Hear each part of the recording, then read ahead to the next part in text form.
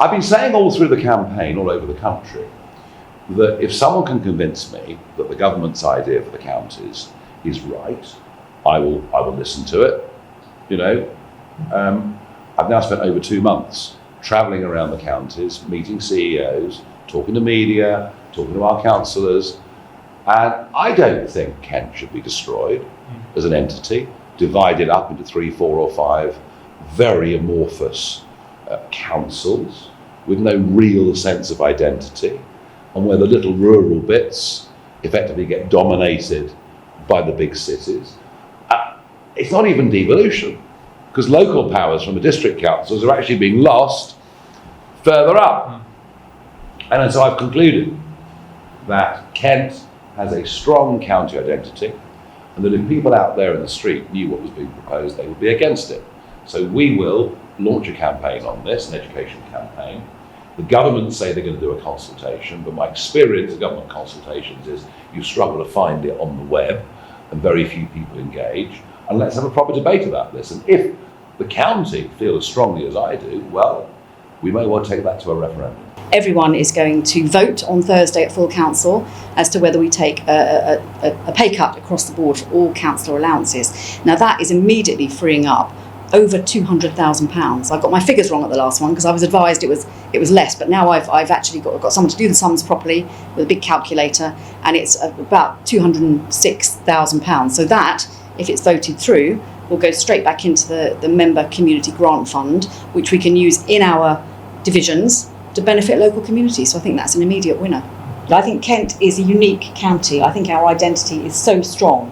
You know, we are the gateway to the rest of the United Kingdom. We are the gateway to the continent. Our identity as a county of Kent. We're the Garden of England. You know, we produce some of the best agricultural foodstuffs in the world in this county. We are a very, very special county. And I worry that local government reorganisation and carving us up into unitary authorities, it just strikes me as a little bit communistic.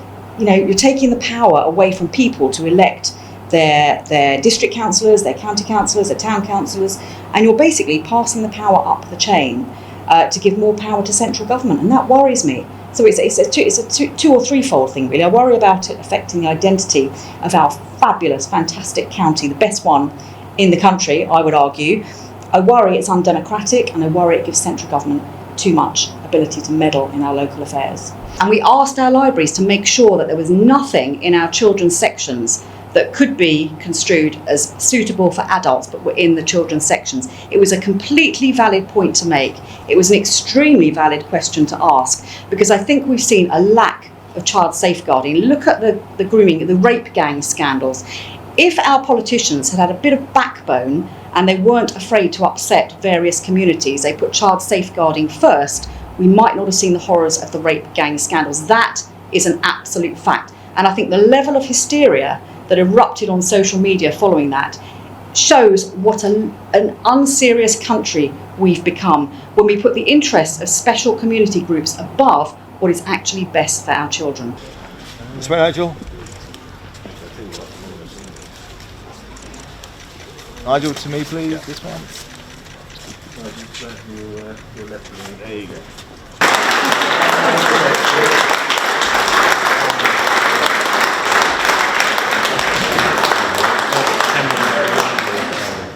Well, good morning, everybody. Good morning. I also don't buy the argument, we're devolving power. Well, you're not. If you abolish local councils, you actually put that set of decisions up to a higher authority, and you'll definitely find that the rural areas will be left behind all of the very big decisions. You know, the isolated rural coastal communities will not get a fair say. So I do think we should fight devolution very, very hard.